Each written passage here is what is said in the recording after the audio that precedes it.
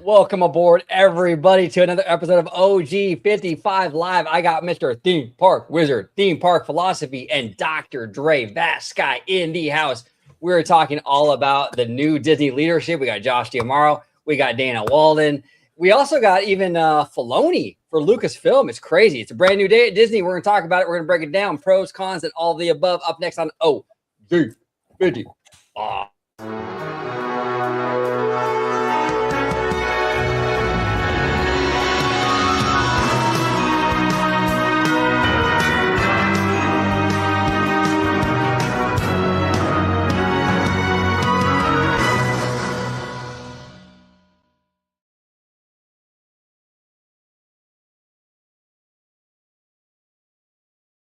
Welcome aboard, everybody, to another episode of OG 55. We got Mr. Theme Park Wizard with his Universal Fan Fest. How you doing, Wizard?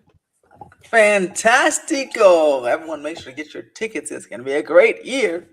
And you can get those through me. But also, you can follow me on Instagram, Facebook, Twitter, TikTok, and more. And subscribe to Theme Park Wizard for fun stuff. There he is. I'm going to be live at. I'm going to go live at Epic Universe. So go check me out there if you like that. There he is. Wizard is going. He's going to Florida tomorrow. So he'll have a lot of great Florida content. So make sure you check out Mr. Wizard. Got the fresh haircut. Looking good, Wizard. I appreciate you joining today. And we got Mr. Theme Park Philosophy, aka Jose, formerly known as Slimer. How you doing? How you doing today, brother? I'm doing great. Thanks very much for having me on. And you can find me at Theme Park Philosophy. It's a new channel if you haven't checked it out, by the way. What's up, Rob, in the chat? Good to see you, sir. Thanks for joining. Essentially, what we do is we take the tool of philosophy and we just aim it at the parks, the companies that run them, and see what they reveal about the human experience. So if you're into that kind of stuff, go check out my channel, give it a sub. And thanks for joining us today. Appreciate it. Yeah, absolutely. Absolutely. Thank you, Jose. Appreciate you. And we have Vash Sky back on the channel after it's been a couple of years. Vash, how you doing, man? It has been a couple of years, but aged a day. I haven't aged it. Hopefully, I haven't aged a day. Feels like I've aged a day, but that's okay. We are here now. We are here live, and it is. I'm extremely happy to be back, but also, you know, I am here talking about not just my triumphant return to Orange Grove 55, but also too just launched a new channel. I'm going to go ahead and share my screen just for a second there. Absolutely. So you want to go ahead and share that, OG? It is Vash Sky Park Cast. Ooh, almost at 400. Look at that. Almost at 400 subscribers without a piece of content to show for it. But people have been extremely generous about subscribing. We have a series of videos already on the slate.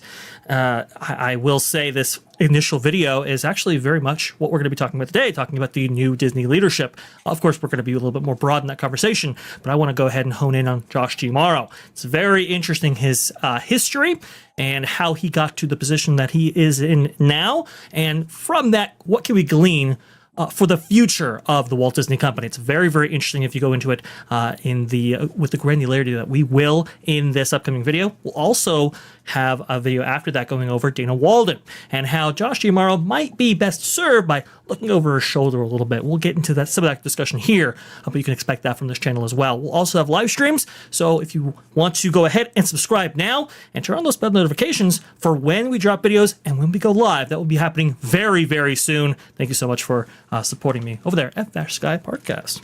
Yep, there it is. Vash Sky Podcast. Make sure everybody at home subscribes to Mr. Vash Sky.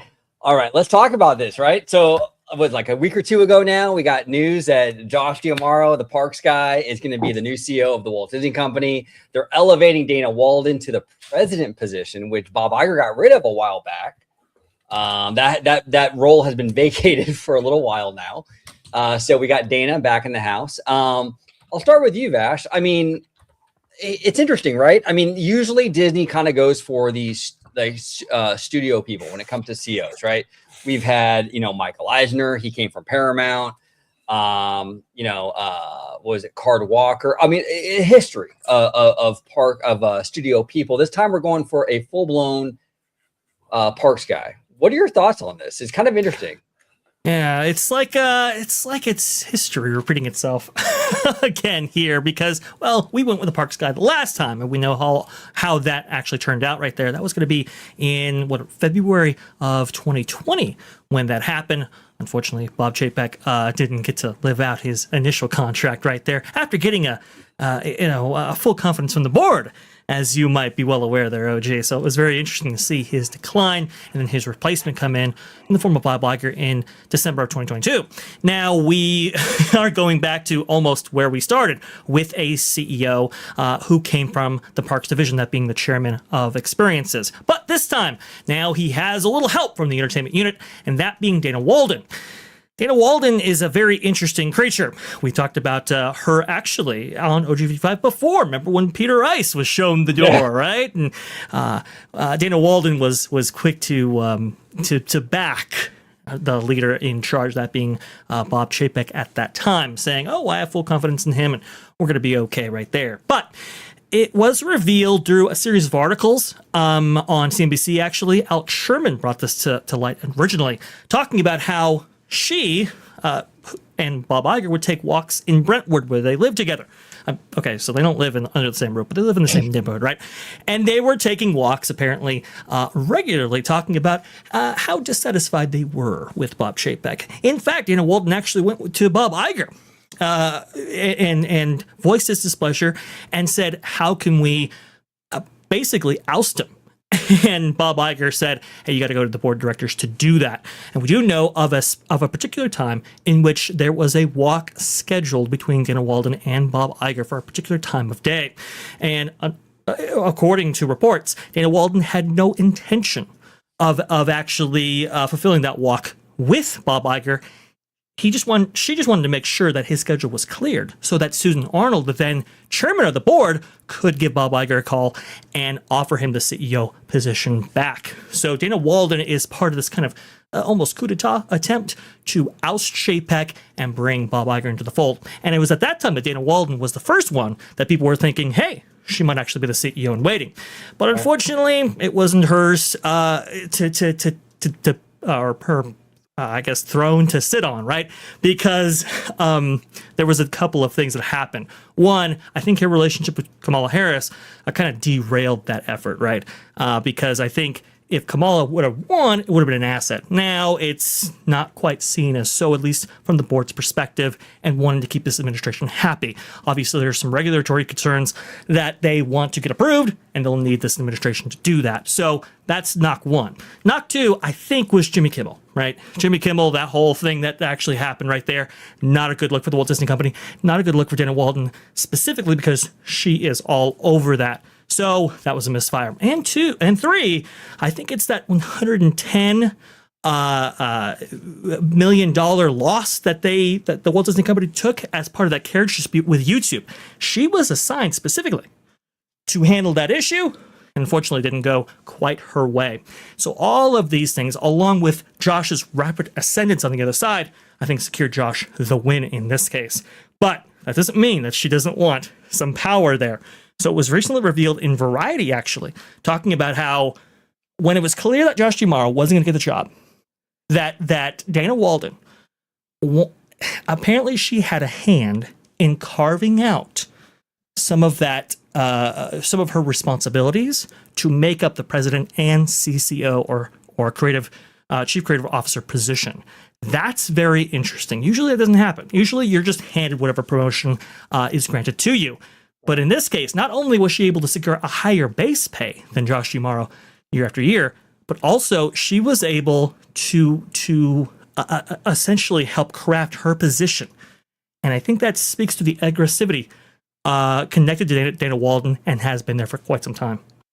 That's fascinating. Now it's interesting too, Dre, because like you brought up a great point here. Now the Achilles heel of D'Amaro has always been he's just a Parks guy, right? And like we are in a very turbulent time right now with the studio end of things, right? Like we have AI, which is crazy. We got streaming, which is still disrupting the whole industry, and we even got this Netflix, Warner Brothers, and now Paramount thing looming, right? So there was I think a lot of fans were nervous, like, okay, you have a Parks guy here, DeMaro's obviously very capable, but how's he going to navigate these kind of like Hollywood studio waters? It looks like they Right. decided to go with Dana, so they elevated Dana to that position. I want to ask you, Dre, like in terms of that position, do you feel, because you did lay out a lot of mistakes she's made, and she's fumbled like crazy since she's been at Disney. She seemed to do a better job over at Fox. Is it possible, in your opinion, like maybe Bob Iger was meddling in her department a little bit in terms of like, because, you know, Bob is very, the more I see from Bob, and we'll get into it with that interview from ABC, which is, I think, a total train wreck for both of these guys. But like, do you feel, yeah, it was bad. It was bad. But do you feel like maybe it's possible that like Dana hasn't really been able to do Dana, and it's like Bob is sort of out there kind of like, you know, meddling, and that's why she's been fumbling so bad? Or do you think this is just Dana just messing up? I think this is just Dana kind of fumbling the ball here. You know, remember, Dana Walden was brought in with that 2019 acquisition of 20th Century Fox, right? And so in terms of the culture at Disney, it certainly has shifted in the Fox direction. I have heard from numerous inside sources that, essentially, ABC, their other television networks, a lot of them have been culled, and the emphasis has been placed on FX, Fox, and with that Hulu and other divisions directly under Dana Walden's leadership and her experience level, what she's familiar with, which is very interesting. So in terms of Bob Iger's meddling and so forth, I think there has been a little bit of that. I think Bob Iger did want Dana Walden to be the gal. There was a conversation that was had. I don't remember the source of where this actually came from, so I do apologize. But essentially, when the notion was brought up that Josh D'Amaro be the next CEO and he'd be a fine CEO once he does take power, Bob Iger apparently bristled at that and said, "Oh, Josh D'Amaro's not the CEO yet. That decision hasn't been actually made," which I thought was a very interesting reaction, and I think kind of suggests that Dana Walden was his gal. Again, you got to think from Bob Iger's perspective, right? He still does want that kind of legacy that lives on even after he has left the Walt Disney Company. And what better legacy to be had than to actually be a big part in placing the first female CEO for the Walt Disney Company. I mean, I think that would be a nice feather in his cap right there. I think he was looking to lead that on.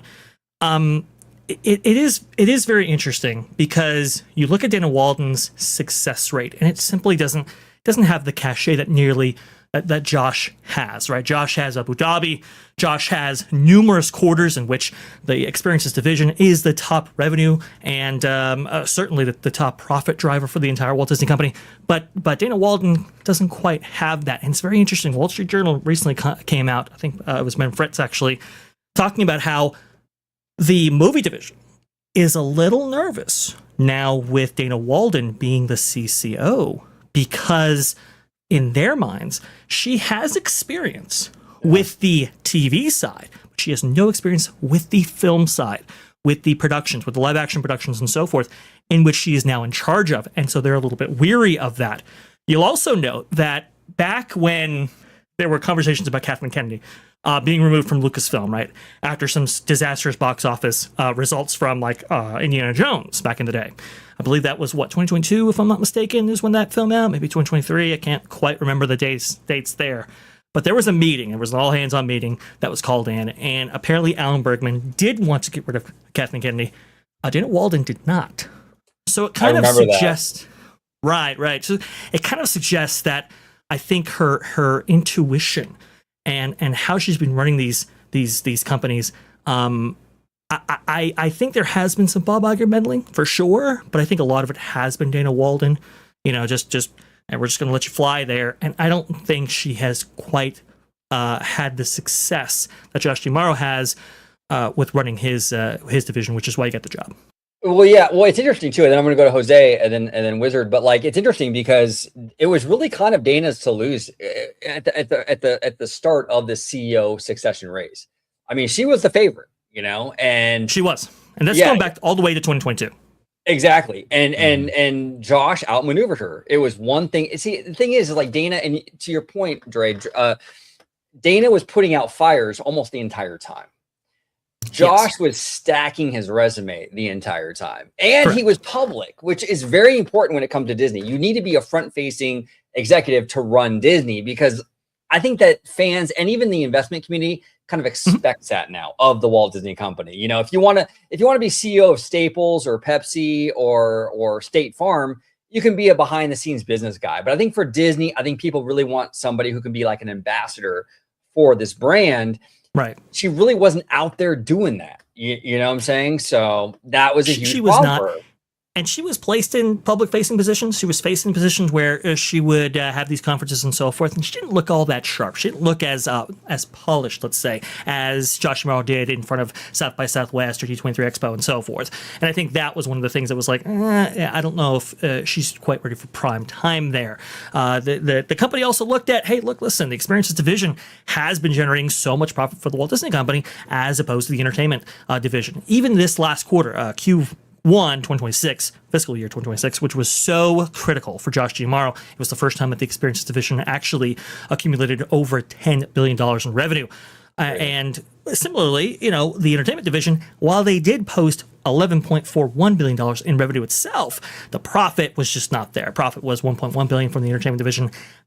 Meanwhile, for the experiences division, it was $3.3 billion, 3 times the amount in terms of raw profit right there. And so that kind of disparity right there, 60-70% or so of the profit coming for the entire company coming from the experiences division has been consistent for the last couple of years. And it just, I think for the board, it was too much to ignore. I think they are placing an enhanced emphasis on theme parks in the coming quarters and years under Josh D'Amaro. I think that's the vote of confidence they're giving towards that division when they elevate somebody like Josh D'Amaro to that position. Now, Jose, what are your thoughts on this, man? I mean, you know, we have Josh coming in. Obviously, he bested Dana Walden, right? And he earned it. He did. He ran a great race. But she got promoted. I know that Gorman, I think his name is, on the board. He wanted to kind of, you know, retain talent. I guess I saw that on, I think it was like Variety or something, where he wanted to retain talent. They obviously did that. They promoted her. They gave her the number 2 spot, a huge promotion. What are your thoughts on this? Do you share some of the same concerns that Dre does in terms of like her role and like her track record, or where do you stand with it? Yeah, I share some of the concerns simply for the fact that her track record, if you want to go back and look at her track record as far as what she has done on the good side of her career, you have to go all the way back to Fox Studios. And it's because of the fact that you have to go all the way back to Fox Studios to really find the shining examples of where she was an exemplar when she was president. That's not necessarily good. And I think we've also discussed that there is a possibility that Bob Iger has perhaps prevented her from being able to shine. But again, he hasn't prevented Josh D'Amaro from shining. So I don't know how good of an argument that is, because Josh D'Amaro is rising to the occasion where Dana Walden is not. And another good point that Dre brought up here, and I want to maybe discuss this one a little bit, if we can maybe unpack this one. So Please. He pointed out that she cut it out. You pointed out that she cut out what her roles and responsibilities are going to be as president. Even though she received the promotion, this is not typically something that's concomitant with receiving a promotion, but she had a creative role in facilitating her roles and responsibilities as president of the Walt Disney Company. And I'm just asking myself, because I didn't know this, and I'm just asking myself, just in retrospect here, where was that ambition when she was trying to vie for the position of CEO, being as public-facing as she was? It seems like she forgot about that part. And look, I'm willing to give anybody the benefit of the doubt, but here's when it comes to Dana Walden, here's what her 30, 60, 90 needs to look like. And if she doesn't execute on this to where it's something that we can see on the SEC report and the Q3 and Q4 earnings, number one, she has to make Disney Plus more profitable. They need to be looking at ways of increasing the margins. I think they're sub double digit now. I think they're looking at like 7% or something like that. But Disney Plus needs to have better margins. Number one, that's the first thing they're going to look at. I mean, of course, that Josh D'Amaro is going to bear a brunt of that responsibility. However, I feel like this is really Dana's responsibility more so, considering what her direct oversight is of. And then she's going to have to rein in the fiscal end of entertainment as well. they ran amok with the budgets last year. You can't have $6 billion in revenue and still be negative. And I don't care what they were doing with, what was it? That one company, they had a merger acquisition towards, that affected their overall bottom line for the entertainment division. I think it was like something to the tune of like 35% if you were to look at the actual shares, the dollar per shares with and without this business deal. But that aside, $6 billion in theatrical revenue, and you still ended up underperforming. That's not a good sign. So Dana has to reel in the budgets. They have to be constrained. She has to show that she has fiscal discipline, and she has to do it in a way that the company probably hasn't seen in quite some time, right? And she also has to do this simultaneously by elevating the quality of Lucasfilm to levels we haven't seen since, well, probably. I mean, they've had their hits, but it hasn't been a consistent stream of hits for the biggest, one of the biggest franchise in movie history. And I think that the recent Super Bowl commercial, and we can talk a little bit about that if you want. But that Super Bowl commercial, OG and I were discussing. I respect them for doing something different, but a nostalgic Budweiser commercial for Mandalorian and Grogu, which is the first Star Wars theatrical release since 2019. So 7 years. Yeah, so 7 years. That's not the time to do something romanticizing a Budweiser commercial when the movie's release is 4 months out, right? So that was a weird call. Yeah, I mean, and especially when the previous two teaser trailers they made didn't make a big splash. There wasn't like, oh my gosh, like I want to see this movie. So you think the Super Bowl ones, you want to show more of the movie, not just create the commercials. Right, exactly. So when you're looking at fiscal discipline, which is what she has to exemplify now with this role, both in the streaming side and the theatrical side, and yet they spend $8 million on a 30-second Super Bowl commercial for this commercial that didn't energize anybody. It kind of makes you wonder, okay, are we still seeing some residual, or is this something that, Dana had her hand in? Of course, that we can speculate. I don't like to speculate, but in Q3, the speculation is over and we need to see direct results. Well, to go off of Jose's point here, that's what, a $7-8 million ad spot right there. And it didn't really make. Again, I heard they can be up to 10 million. Right. So that's a lot of money to pour into one ad spot that didn't connect. And it didn't connect because, well, where's Variety going with that whole, like, they had to explain what they put out there. So. Yes, they had a press release saying, "Oh, this is what we really were thinking," and all of that, and having to explain it. To Jose's point, that's not effective advertising, and that's not discretionary when it comes to spending, or at least it should be taken with a little bit more thought than what we saw in the Super Bowl. Now, I don't know if it was Dana Walden's call, to your point there, Jose, but it just shows that we really need to get fiscally responsible when it comes to the entertainment side of the business. As James Gorman, who comes from Morgan Stanley and handled that CEO transition, that's why he was brought in for the CEO succession committee and now chairman of the board, he has said that, well, I think entertainment and experiences could be 50-50. The only way I think that could ever be the case is if you get fiscally responsible on the studio level. Well, maybe, I don't know, a drop in experiences, but we'll see. We'll have the discussion soon, I'm sure. Yeah, no, you guys are right about that ad. It was, if that ad would have happened a year ago, like if it would have happened last, Super Bowl, I'd be like, you know what? That's a fun, risky, kind of outside the box trailer. That's cool. We're still a year away from the movie. That works. Jose, to your point, we're 3 months out or something like that of this movie premiering. We haven't had a Star Wars movie in 7 years almost.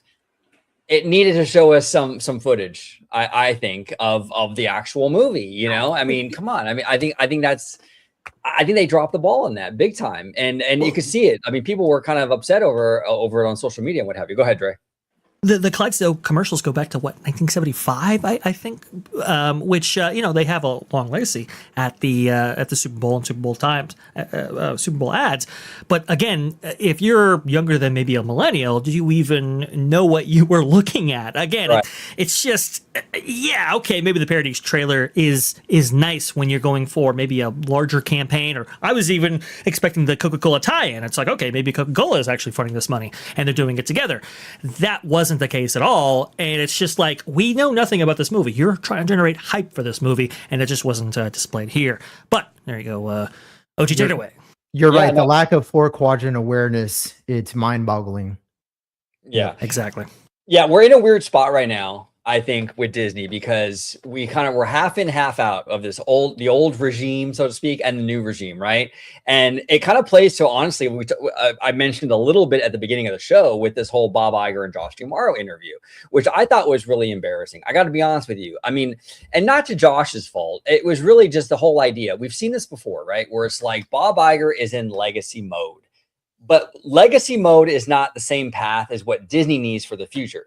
So you have Josh and Bob Iger sitting there being interviewed, and the whole interview felt like, let's solidify Bob Iger's legacy. And it's like, come on, I want to hear from Josh. Why wasn't Dana there with Bob Iger in that interview? That's who we want to hear from. I don't need to hear from Josh about how he's nervous because, oh my gosh, Bob Iger's in the room with me. I mean, come on. It was all so very fake and phony because, like, you work with him every single day.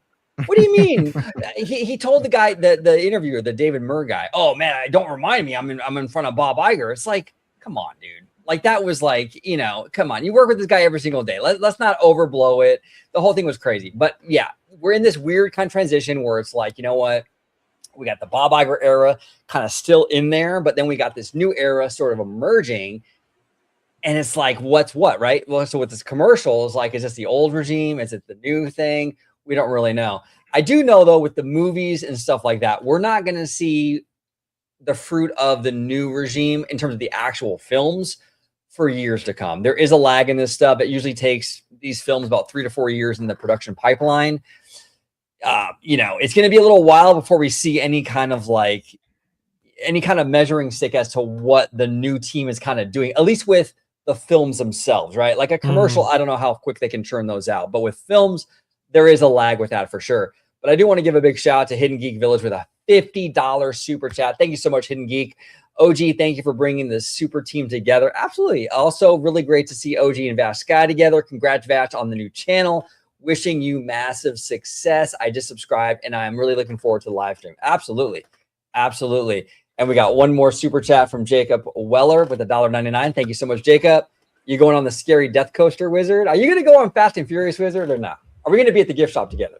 What's going on? Yeah, we might be at the gift shop together. I think that super chat, it was after I mentioned I was going to Epic Universe. So you might be talking about Stardust Races, which I'll also not be going on. But maybe Elizabeth, but we'll have to see. But I'll get some great footage of Stardust Races.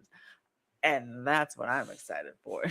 Yeah, no, absolutely, absolutely. And friend of the channel, Rudio here says they dropped the ball with the Super Bowl ad. No pun intended. Yeah, no, absolutely. Yeah. And with a lackluster trailer attached to Fire and Ash that only had very few new scenes added. Very interesting. Very, very interesting. Yeah, this whole Josh and Dana Walden thing is wild, right? It is. It's a crazy thing. I really hope. Well, here's the thing. I want to ask you, Vash, and we'll kind of go off of this. Please. We have an experienced guy in there now, right? But I've heard a lot from Josh more about the gaming stuff. Like, do you feel like Parks fans might be disappointed in the way he runs his company? Because I feel like all the energy is with Fortnite and stuff. Now, I'm down for that. I do believe that they do need to tap into that market. That's Gen Z. They got to go into that.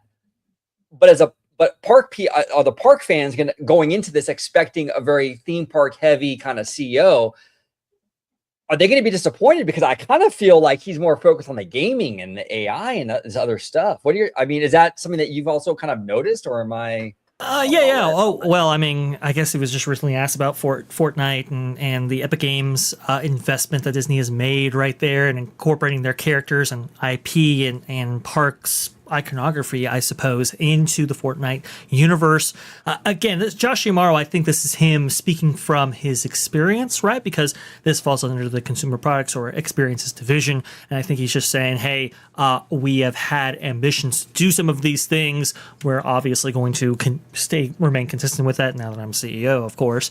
And I think that's what that conversation's more about. That, you know, I don't know, the showcasing of trailers in Fortnite, it's a weird it's a weird thing to do in that particular case right there. Oh, is anyone on a movie premiere in Fortnite? Yes. Well, I guess. I don't know how you can monetize the Fortnite what is a tie-in with, you know, Disney's IP characters and so forth. I'm just not sure what the revenue stream right there looks like. Perhaps they're thinking of maybe if you showcase the catalog of characters from Disney's library to these Fortnite players. Oh, okay. Well, maybe we get enhanced box office. Maybe we get, I don't know, enhanced visitation at the parks from Generation Z, Generation Alpha, primarily playing these games. I don't know. They seem like brand deposits to me, and they also seem like this is trying to satiate shareholders more than you know, a fundamental revenue stream for the company. That's kind of the way I felt about it. In terms of AI, that is a big, obviously, concern to investors, to shareholders, and so forth. And it should be, right? I mean, we have, hundreds of billions of dollars exchanging hands between these AI companies, OpenAI, NVIDIA, and so forth. So it's like, okay, well, when the company makes a $1 billion investment into OpenAI, and I believe gives access to its characters for 3 years, 1 year exclusively, it's like, what can we expect from that partnership, that relationship?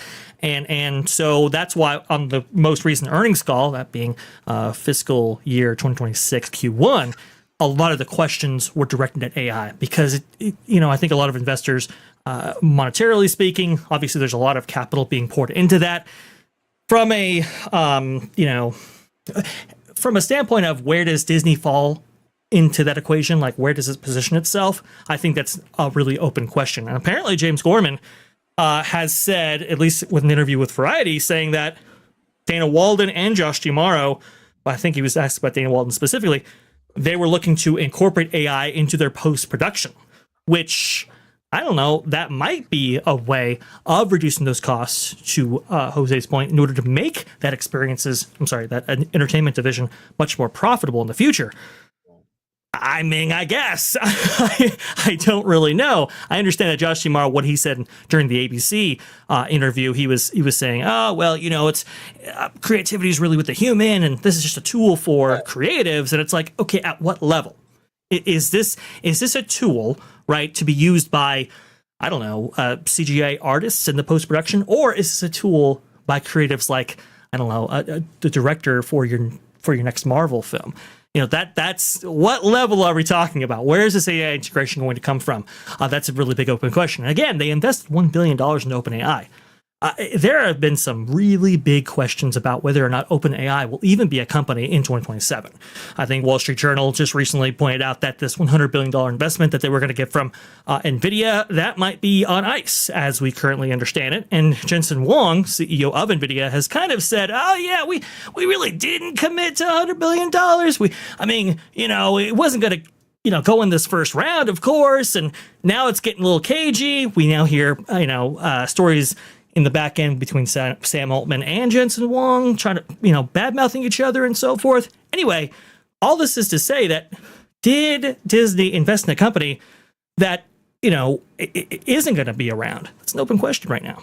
No, it is. And I think the motivation for Disney to invest in that company was about, and this is just me speculating, but I think Disney is really worried about like the free-for-all kind of use of their characters and their IP. So they're investing in these AI companies to sort of gain control, right? If you invest money into these AI companies, you have a seat at the table, you have a lot of leverage, a lot of pull. It's kind of like a two-pronged kind of approach, right? So they do is they invest in these AI companies, and they'll also kind of do the lawsuit thing, right? So they're kind of tackling this stuff, the two-prong approach. I think that's kind of what they're doing with this stuff. But you're right. Riding that tiger, though, expecting it not to consume you, I think that's the biggest trick here, right? I mean, because the capabilities of generating these characters doesn't just sit with OpenAI or these AI companies. These are large language models putting this together that anybody can put on their home PCs to do just that. How do you trap that? How do you cage that? How do you control that? I don't know if lawsuits or investment to OpenAI, to your point, OG, is going to be able to contain that dragon. But please, sorry, go ahead. No, you're 100% right. Because when you start to get in bed with these companies, you're right. How do you thread that needle? You know what I'm saying? How do you keep it separate, right? Jose, what are your thoughts on that? Then I'll go to Wizard. Yeah, those are all relevant questions. And, to be honest with you, I haven't really navigated the legal aspects, the legality of forming, licensing agreements with artificial intelligence when it comes to the utilization of Disney's IP or anybody's IP for that matter. But one thing that I can tell you, though, is that it really is an impairment on the creative capabilities when it comes to trying to utilize. We can talk about this in real time now. Like, for example, Sora. If you're going to Sora right now, at first, it was great because you could type in anything and it would create anything. And then all the companies saw what was happening and they sent out cease and desist. And now, the creative capabilities of Sora, they're so crippled by the cease and desist from these companies that saw that their IPs were being utilized in creative ways that, I mean, it's pretty much useless as a creative tool, at least on the commercial level, residential commercial level. But if you buy a license agreement, yeah, sure. But who's going to buy that? It's going to cost you tens of thousands, if not hundreds of thousands or millions of dollars. So it's really only going to be companies that are limited to licensing, to IP, to be able to use licensed IPs. And so that rules out everybody else, which brings it to Dre's point, which is how is this going to be incorporated when it gets integrated into Disney Plus, which is going to happen, they've said 6 months from now. And right. So I'm not concerned. I don't feel, I'm pretty indifferent about it because I'm a wait and see kind of a guy. However, again, like, are we going to be, what's the creative flexibility going to look like? Is this going to be something that like kids are going to try and say, this is dumb? You got to use your hands. This is a child's toy, to quote Elijah Wood from Back to the Future too, right? Baby's toy. Yeah, it's a baby's toy. So it might be a baby's toy from like a creative, aspect. And so that's my biggest fear with that. Now, with regard to artificial intelligence and the broader picture of AI, I think that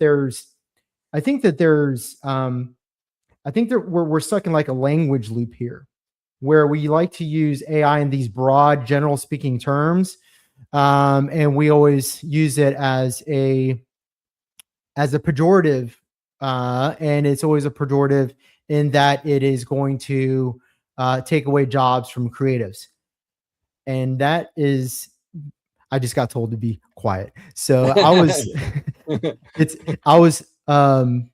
was just out of curiosity looking at ways that NVIDIA and Samsung and other companies are using artificial intelligence to increase production and yield in their semiconductor fabrication plants are utilizing language learning models.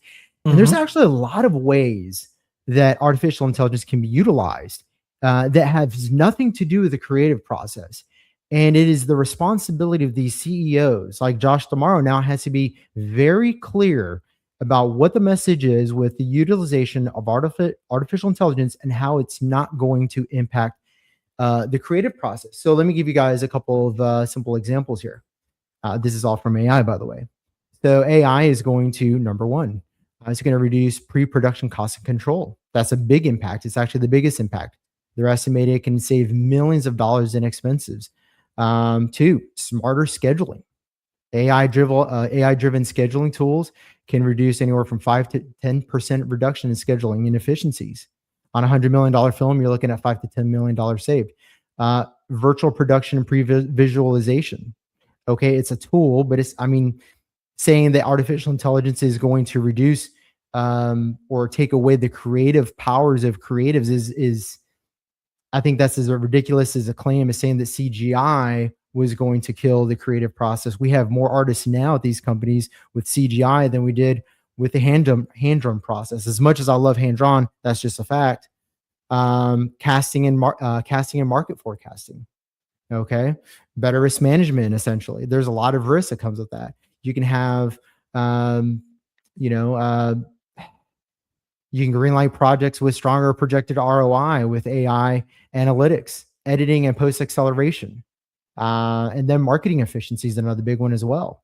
So there are 6 to 7 ways that AI can increase yield and enhance production costs by potentially double digits. And in order for entertainment to stay within the game now, they're going to have to utilize these tools. And by the way, I mean, none of these are impacting the creators, but these are all tools that are going to be implemented around the creators, so that way they can make entertainment more profitable, because they are eventually going to go back to mid-budget films and make them viable again. Without these viable mid-budget films, you're going to have years like 2025 again, where it's like one merger acquisition and whoopsie, there goes all the profit for every single quarter for the year.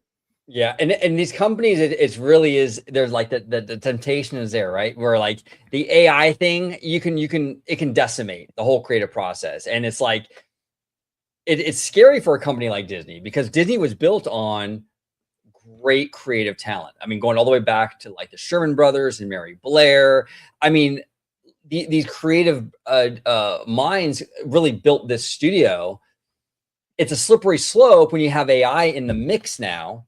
Josh D'Amaro did say in the interview, to be fair to Josh, he did say, okay, we're going to use it responsibly and it's not going to replace the creative process. And I believe him when he says that, but for how long? And I can see this being a huge temptation where it's like more and more of this stuff sort of bleeds into the process. And that's what kind of worries me, especially for a company like Disney. What say you, Wizard? I mean, you're younger than us three. Like, I mean, what's your take on this, young buck, in terms of AI and all that stuff? I mean, are you as hard on it as we are, or you are more open? Well, AI, I hope, like I said, some of that behind the scenes stuff Jose was saying about cutting costs and things and making things more efficient. Hey, that's fantastic. But I echo the concerns for Disney Plus.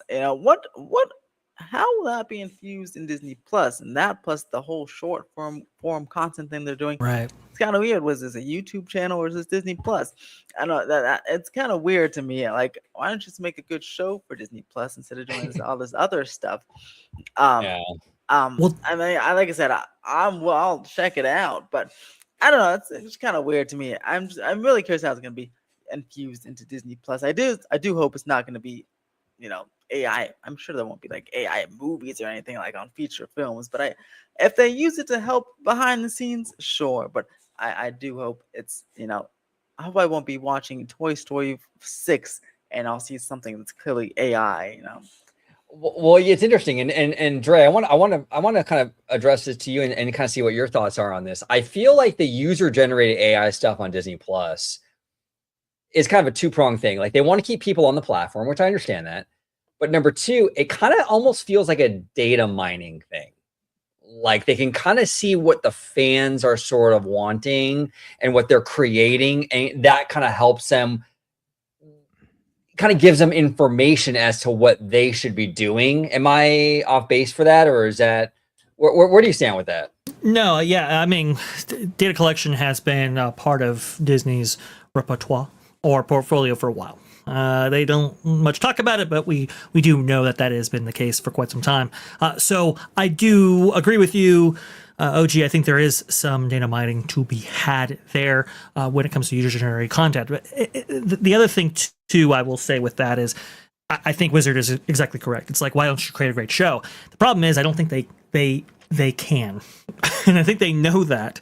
And I think that's why they are putting user-generated content, because they want to reduce the costs of having a platform like Disney Plus. I mean, they spent tens of billions of dollars year over year to try to improve or provide subscribers of Disney Plus, high quality content, and it just it really didn't materialize, I think, in the way that they felt. And remember, a lot of the thing that investors said that they were concerned about when it came to Disney, when Chapek was removed, was how much money they were losing per quarter with Disney Plus. I think it was a record losses for the quarter in which Chapek was ousted.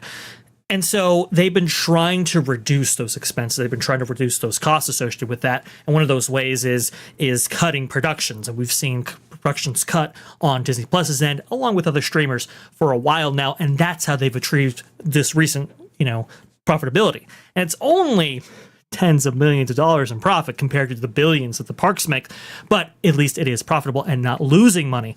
So how do you facilitate content generation without producing big budget TV shows like The Acolyte or like any of these other titles that we've seen? Well, you use user-generated content. I think that's the really big idea that they have going for them in terms of this user-generated content, and maybe even some stuff with the Sora as well. But I don't quite know if it's the value add that Disney believes it is for the consumer. I don't know any consumer that's like, hey, I'm maintaining Disney Plus, or I'm going to buy into Disney Plus because I can see user-generated content. I don't see that working out. We'll see how it's incorporated in and so forth. But I just don't see that.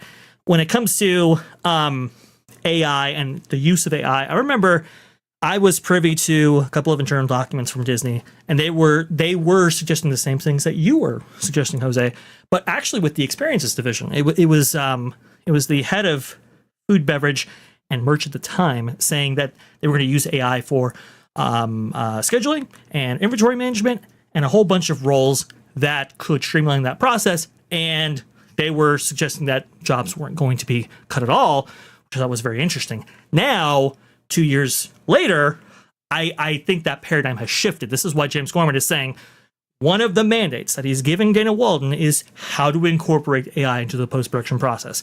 That could only mean one thing: reduces in costs at that level. And when you look at the entertainment division, and when you look at their expenses when it comes to each one of these films, post-production is enormous. And wouldn't it be great if we could reduce those costs? I think that's the ultimate goal right there.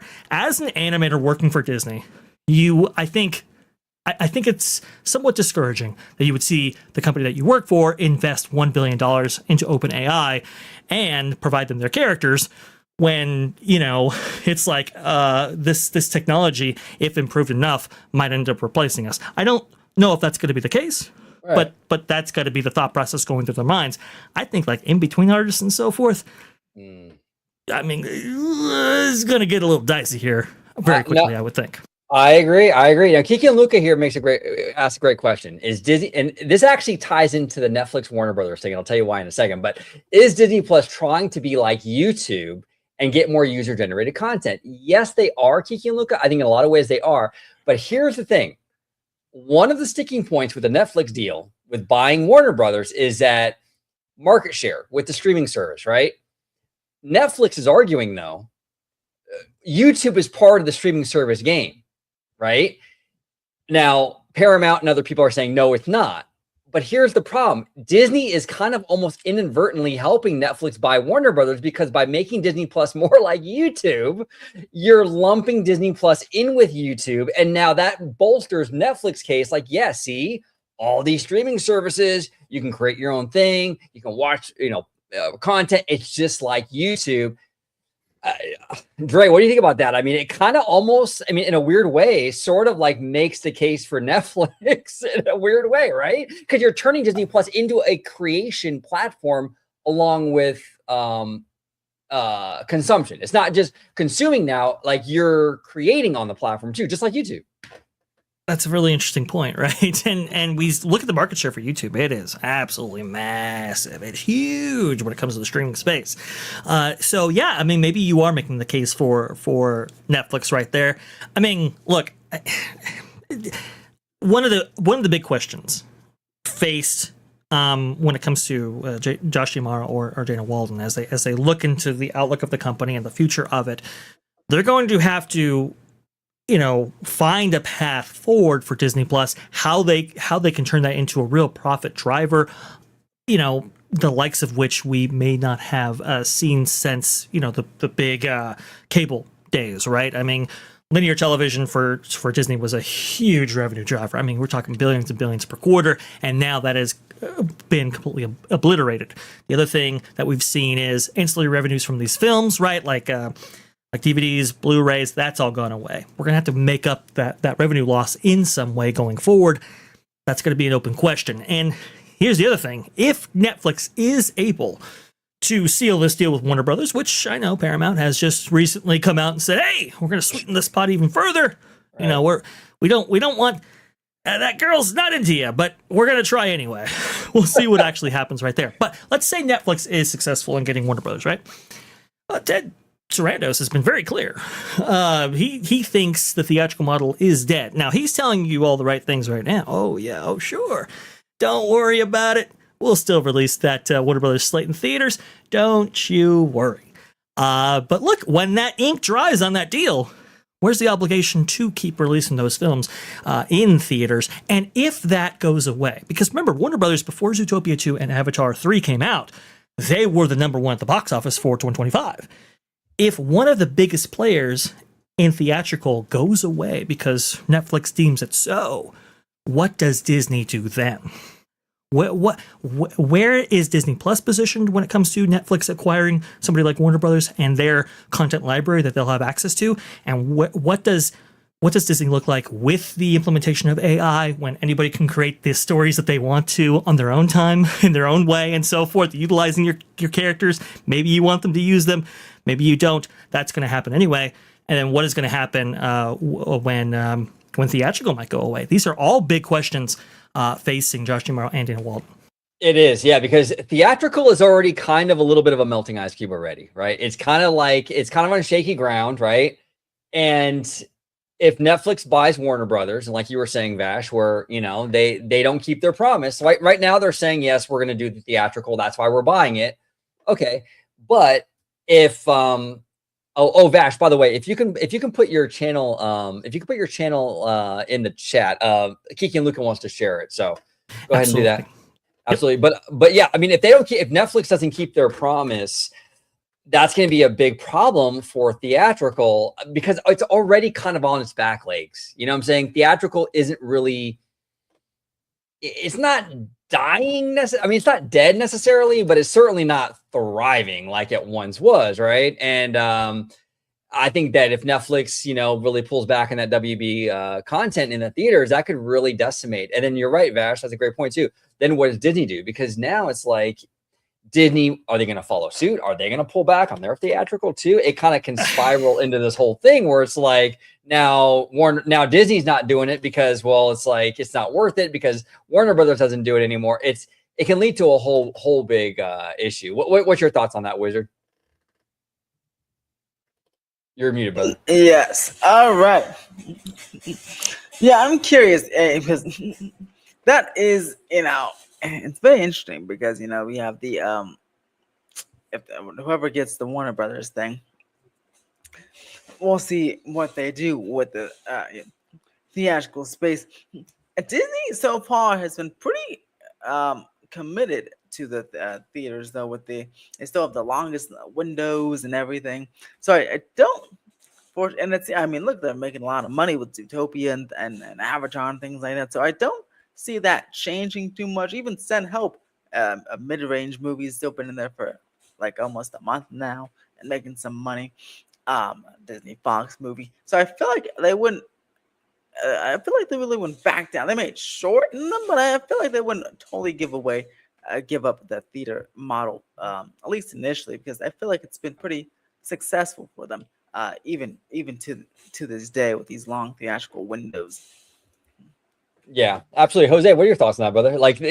And this is one of the concerns I had with Josh D'Amaro, is just because, look, Josh is a very capable executive. He is. I mean, he knows how to navigate these waters. The dude knows what he's doing for sure.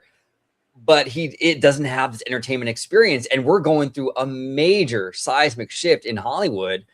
What are your thoughts on this whole thing with theatrical?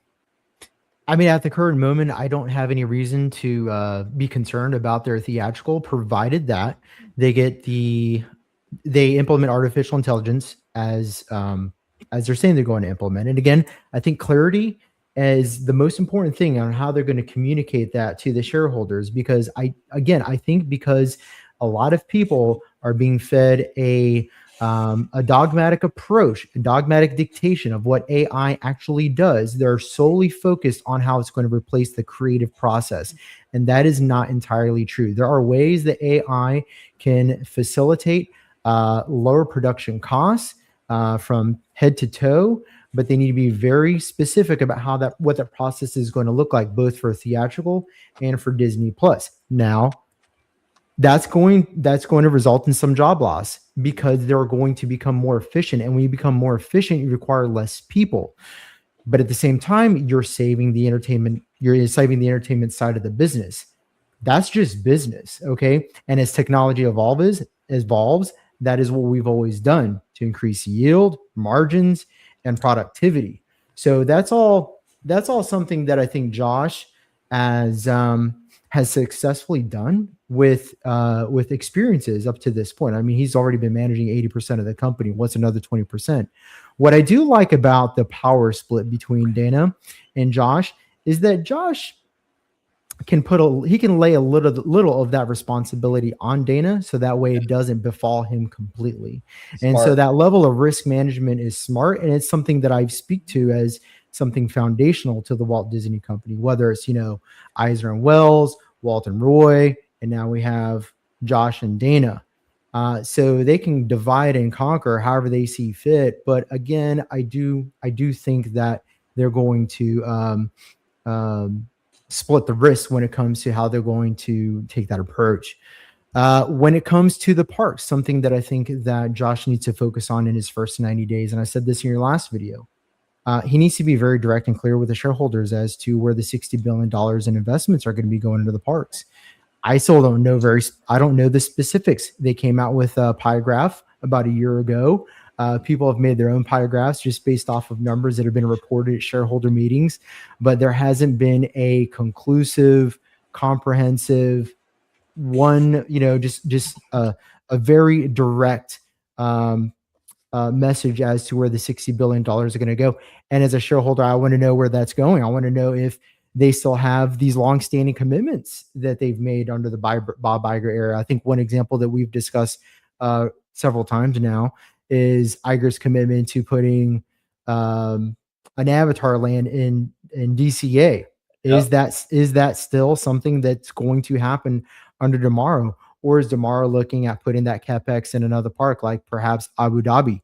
This level of clarification wouldn't be necessary if it wasn't for the fact that we are now switching CEOs in the middle of a $60 billion restructuring of all their domestic and international parks. And that's something he's going to have to address sooner than later.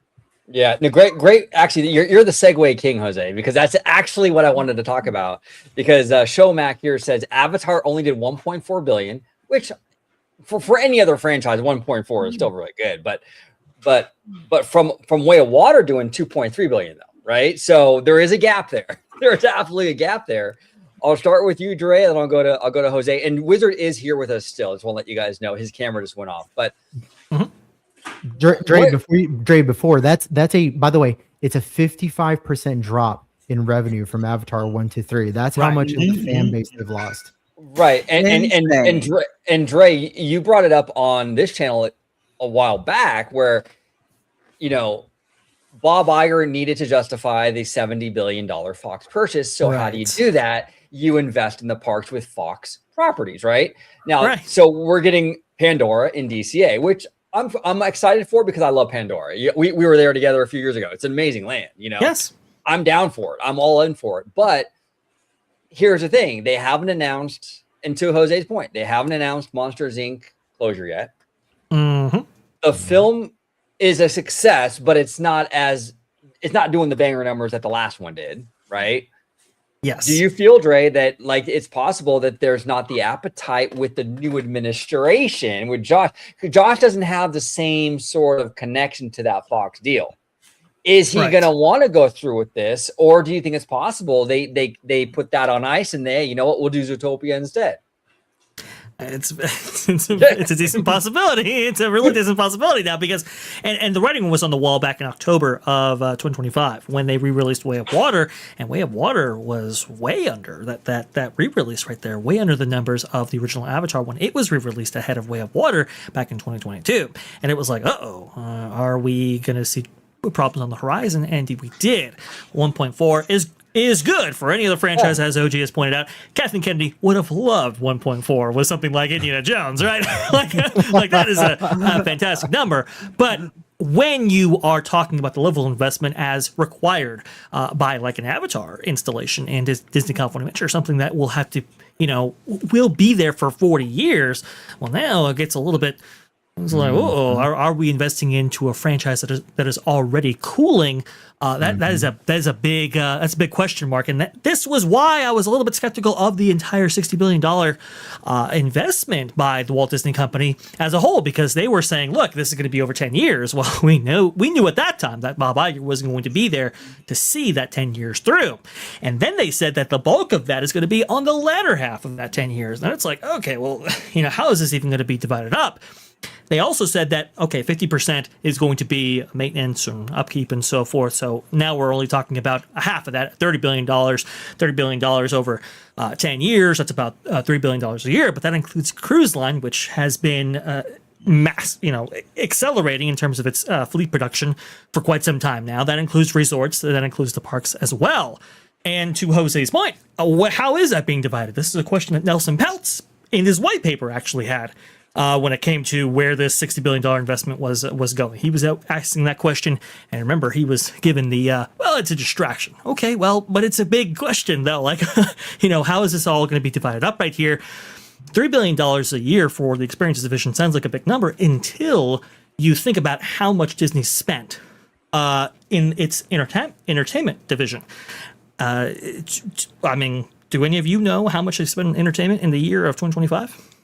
I do not. No, I do not. $5 to $10 billion. I'm gonna guess they spent just shy of $25 billion on entertainment in the year of 2025. And so when you look at the CapEx number being anywhere between $6 to $3 billion for the experiences unit, especially with how much it contributes to the bottom line every single quarter, it's like, what is going on?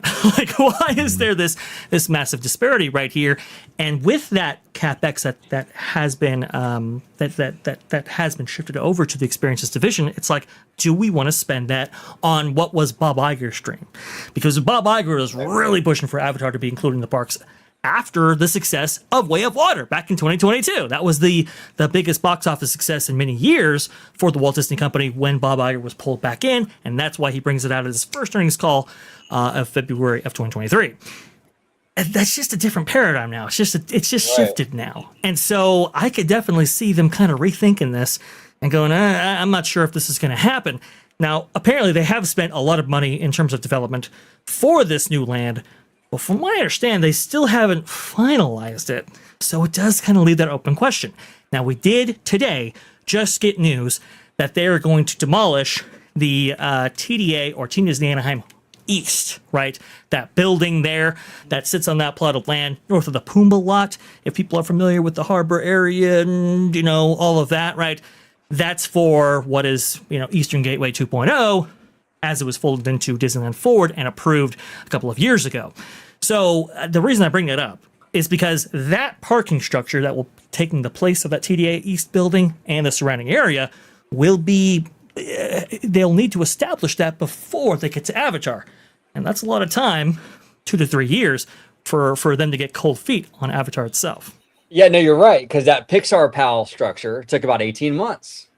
Or even maybe a little bit more than that. So they're just starting about 18 on to this. 2 years, yeah. Yeah, exactly. So it's like, it's crazy. And it's interesting too, Dre. I'm kind of wondering, and I haven't had you on to talk about this, but I want to pick your brain on this too, where it's like, please, what's your thoughts on where they're putting it? Like, because a lot of people said, hey, just put it in the symbol lot. It's a parking lot. It's a clean slate. Now, a good friend of the channel brought to my attention that there's already water lines and things underneath Hollywood land, so that kind of that work is already done. Is that probably why they're choosing this area as opposed to Simba, or what are your thoughts on that? It's one of the reasons, for sure. I mean, This is also why Rivers of America, right, is going away over at Magic Kingdom. Why Muppet Vision 3D was chosen to go away as well in kind of the Monsters Inc. area where that will crop up at Disney Hollywood Studios. If you can get away with reutilizing or tying into existing infrastructure, a lot cheaper than setting up new infrastructure for a brand new expansion, right? And so they've chosen the path of least resistance in this instance, and they're going to the north of the Hollywoodland area that has electrical, water, and if you don't meaningfully expand the capacity for a park like Disney California Adventure, which they will, but not hugely so, you also don't have to facilitate the supporting infrastructure for that increased capacity, if that makes sense, right? Right. That's the other thing. That's the other reason why, these expansions in Walt Disney World don't really feel like that when you see so much replacement actually going on. So I think that is kind of part of it. Let's be honest, though. I mean, in terms of Disney California Adventure, Hollywoodland does feel like a dead portion of that theme park, right? It hasn't gotten significant investment in a long time. It has a lot of dead space, a lot of things that could be, in Jeff Valley's terminology, could be better utilized, because that's what he said about the Rivers, right? Underutilized. Okay. If you can better utilize that area in square footage, I mean, that's the calculation. This is investment by spreadsheet, unfortunately, with the Experiences division right now. Now, do you feel, because when we were in Florida, Hollywood Studios, they have Galaxy's Edge, right? And you're very familiar with this, Jose. You're out there in Florida and stuff. And Wizard, you'll be there tomorrow. But in Florida, they don't really have a transition for this Batu. It's like you go under like a freeway underpass and you're in the land. Is that what you're expecting for Pandora if we get it? Something like that? Like you could go under a tunnel and boom, there you are, Pandora? I mean, any transitionary space will require land dedicated to it. And so even if they did want to incorporate a transitionary space to break up existing Hollywood land or Buena Vista Street and Avatar, I just don't know if they have those resources afforded to them to do it in this instance if they want to maximize the footprint of this Avatar land, which I think they might. So the transition might be a little harsh. It might not be as seamless as something like maybe Star Wars Galaxy's Edge at Disneyland, for example. It might look more like the Star Wars Galaxy's Edge at Disney Hollywood Studios. Yeah. Now, Jose, you brought up, and you make a great point in the group text and stuff like that about the, Animal Kingdom and how much it's actually gained from a Pandora, and you've made the case like, it's not. It has. I mean, it rose pretty quickly with the addition, but then it also kind of fell off. If you want to go ahead and explain that and kind of elaborate on what your thought space is in regards to the whole Avatar brand, in regards to maybe putting it in DCA. Yeah, so going back to what I was telling you, and Vash and Wizard, essentially Animal Kingdom saw a large spike with their introduction of Pandora. It was a phenomenal hit. It's one of the best executed lands in the entire world when it comes to bringing movie to the parks. However, people just aren't interested in Pandora anymore, and we've confirmed this now through the theatrical releases. Avatar: Way of Water saw a dramatic decrease, and then again we saw a dramatic decrease with the new Fire and Ash. So people are checked out of the Pandora franchise. And I've heard a lot of people make the argument, well, maybe it's because Animal Kingdom just doesn't have the same amount of attractions. That's not the case. Animal Kingdom has the same amount of attractions and rides as Hollywood Studios, and yet still underperforms. And it is also a better looking park. It is by any objective measure, it is substantially a better looking park. So there's more to see. Now, one can also argue, and this is one that I'll grant, is there you don't have the nighttime entertainment. I mean, Hollywood Studios has Fantasmic, Legacy Show, one of the best. You can catch Fantasmic. I mean, you've pretty much caught the best nighttime show in Walt Disney World. And that is one aspect that Animal Kingdom is missing, but it doesn't explain the drop in attendance. Not just nighttime, the lack of nighttime entertainment alone can explain the drop in attendance at Animal Kingdom. So two things that I think is a problem with that park specifically. Go ahead. I would agree with you that Animal Kingdom has this very similar attraction count to Disney's Hollywood Studios. I would differ though, because you got to look at attraction quality as well. I would think the attraction quality is slightly higher at Disney Hollywood Studios than it is at Disney's Animal Kingdom. The other thing too that Animal Kingdom has that Disney's Hollywood Studios doesn't contend with, like you said, I do agree with you with the nighttime entertainment, but one of those attractions that relies so heavily on the animals doesn't exist at Disney's Hollywood Studios as well, and that being the safari, Kilimanjaro safaris. Well, when you rely on animals that heavily, they go to sleep, and so do you have attractions around it that can take its place? And that's one of the reasons why that park closes the way it does. And it's really unfortunate. It shouldn't happen. I think that park should stay open longer. But when you look at the value of the parks around Animal Kingdom, and then you look at Animal Kingdom with those reduced hours, with a low attraction count, maybe attractions, the newest attraction that it's had, right, is 2017's Avatar. It's kind of like long in the tooth. Let's go over to Star Wars Galaxy's Edge over there at Disney Hollywood Studios instead. I think that's the calculus being made by consumers when they are mapping out their vacations.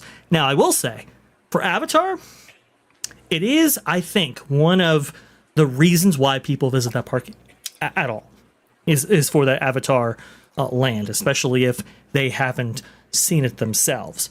But you're right there, Jose. It's like, how relevant will it stay?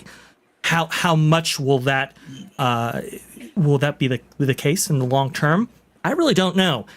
For Disney California Adventure, they might get away with incorporating Avatar, especially if they go with the boat ride, because that's one of the things that DCA desperately needs 100%. Is a boat ride. So from an operation standpoint, I think it does work. The question is theme and IP. Look, I think with any of these things, execution is far more important than IP, right? Nobody's heard of Waterworld. And yet, Wizard, back me up here, that Waterworld Theater has backed every single Showtime, right? That's the difference between IP and execution. Yeah, I also think no matter what it goes in the Hollywood land plot, whether it's Avatar or something else, no matter how many people say they want or don't want it, I feel like it'll always be quite busy, because Disney California Adventure benefits from a lot of locals, and whether people like Cars or not, they're always in Cars land. People think Tomorrowland needs a big refurb, but that's always really busy, right? So I feel like since there's so many locals that are there, especially in the festivals like California Adventure, I feel like Avatar, no matter what goes back there, it'll always be busy as long as it's pretty high quality, like Cars land level. Even Avengers Campus is just okay, and that land's always packed with people watching Spider-Man and writing Spider-Man. So I feel like DC does have a benefit there with just locals just coming in and writing stuff anyways, no matter how good it is or not. Yeah, that's true. And that's the gift and the curse a little bit with stuff with Disney, because it's like the Tomorrowland problem, right? Like, it needs the love, but like you were saying, Wizard, and you're not wrong, it's packed. So what's Disney's incentive to go in there and start ripping everything up? I mean, the land's packed, So well, that's what was revealed in I believe it was Ben Fritz, right? I believe it was the Wall Street Journal that had the big the big down low as to the history of the experiences division under Josh D'Amaro, and even predating him in some instances.